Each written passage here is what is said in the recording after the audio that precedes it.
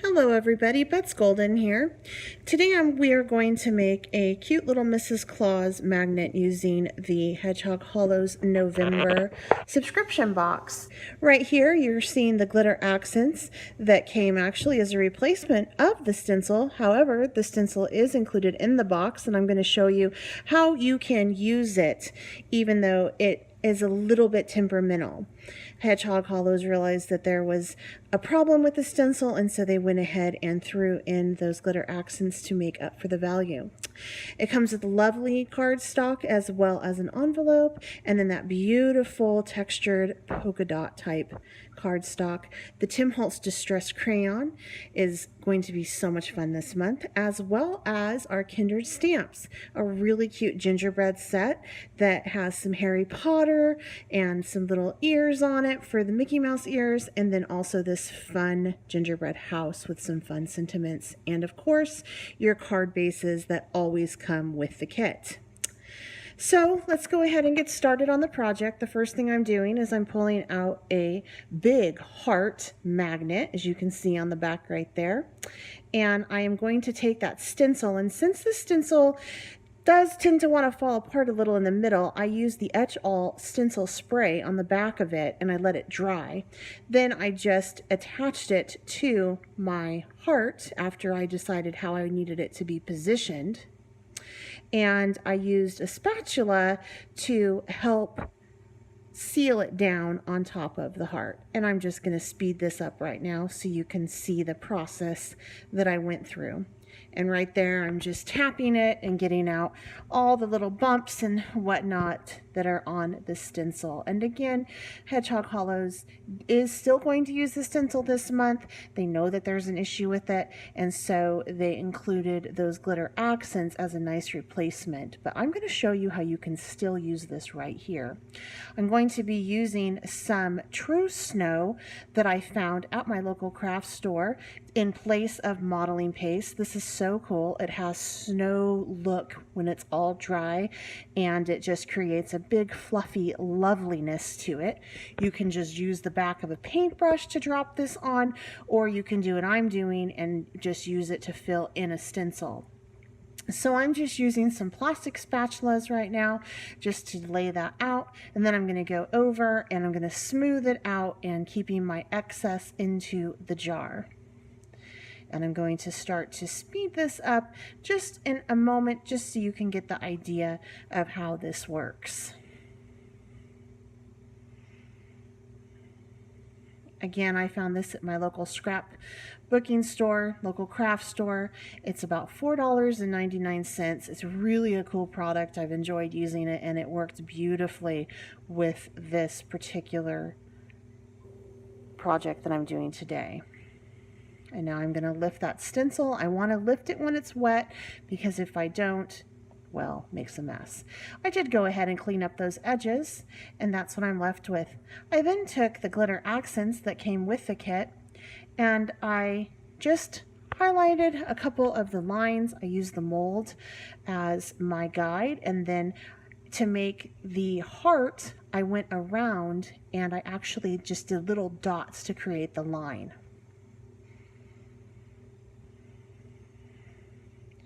Now I'm going to make my flowers out of felt, and as you can see, I just took and 2 sheets of felt, a green and a red, and then I just went ahead and cut those down into some circles. And from here, I'm going to go ahead and use my Supertite fabric glue to assemble my flower, starting on the outside of the circle, spiraling it in. You're going to notice that I do on my leaves, I have a little slit, and I just fold it over like so. I put a pin in to hold it in place until it is dry. That way I don't have to sit there and hold it. Nothing would be more boring than holding something as it dries, right? So I'm just going to go ahead and get those ready. And by adding that little teeny slit and doing it that way, it gives the leaves a more natural look and a little bit of a bump to them, which is fantastic. So I'm setting those aside, and in order to roll my flower, I'm going to first take and figure out just how big of a center I need, because my Mrs. Claus, that's a Lisa Kettell piece, is going to go in the center, but I don't want to roll it on the Lisa Kettell Mrs. Claus piece. I actually want to roll it first and then set her in it. It's much easier to do it that way because she's not a true circle. She has a little cute hat on. So I'm just going over and rolling, trying to keep the base at the same consistency so that my bottom is all flat and even. I'm not worried about the top. I actually kind of hope that the top isn't even because it is a flower. It's supposed to be not perfect. And then once I get to the bottom, I'm going to go ahead and take my head, figure out where I want to put her exactly. I decide that I kind of want her to be sitting in it. And I just add some more fabric adhesive down on the bottom. And then I'm going to take and press that down for a moment just to get it nice and set up. And then I'm going to put Mrs. Claus right in the middle of it, making sure that I give plenty of glue to the back of her.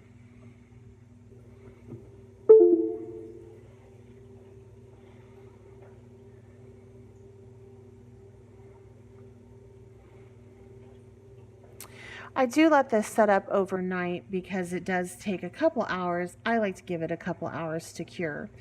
And I'm also going to adhere those leaves to the back of her as well off screen, and by tomorrow morning it's all ready to go. So it's the next day and I have everything is dry and ready to be assembled. I did go through and add with a Nuvo pin, it's a brush pin that is a glitter gloss. I added some lines of glitter into my heart, just like that. This gave it a beautiful sparkly finish. I took the sentiments off of the gingerbread house stamp set that came in the kit by Kindred Stamps, and I stamped them and I just made some strips. I really want the heart to look like it belongs in Christmas, and so I thought some of those cute little sentiments would do just that. I kind of figure out where I want to place Mrs. Claus, but I don't lay her down until after I have all of the sentiments laid out. I'm using a double-ended or dual-ended glue by Supertite to adhere my strips to my heart. I'm using the fine tip pen. The other tip has a brush that's nice, but for this particular project, that fine tip is best. I like the liquid adhesive on this project because I can move it around in case I don't get it lined up perfectly. I don't ink the edges of the paper or anything because I want it to blend more into the background than anything else. If I ink the edges, it would show up and stand out. So I'm just speeding this up right now, and I'm just laying out the rest of those sentiments. And some of the flower is going to cover that, but it's okay. Like I said, I just wanted it to really let the viewer know that this is Christmas, or whoever I give it to, or might just sit on my refrigerator. I don't know. But I really do love this little heart. I got it from Hobby Lobby, I believe. Now, I do have these cute little candy canes that I cut out using that same set. I colored it in with my brush tip pens from Crayola, and I'm just trying to figure out where I want to add to the leaves. I want it to be, again, a hint of Christmas, and I really think that by adding these little candy canes, it gave that flower the pop that it needed. So once I figure out where I want it to go, I'm going to once again use the fabric glue because I am gluing it on fabric into my Mrs. Claus flower. And I don't really have any art to this. I just kind of poke it in there and see that it looks good. Now I need to take out my pins. They have kind of dried, but they do come out relatively easy, but my flower is ready to go. Again, since I am using a type of fabric, the felt, I'm going to use that fabric adhesive again by Supertite to adhere it to my magnet. You do want to hold it in place. I can't obviously pin this down onto the magnet because, well, the magnet isn't felt and I can't stick a pin through it.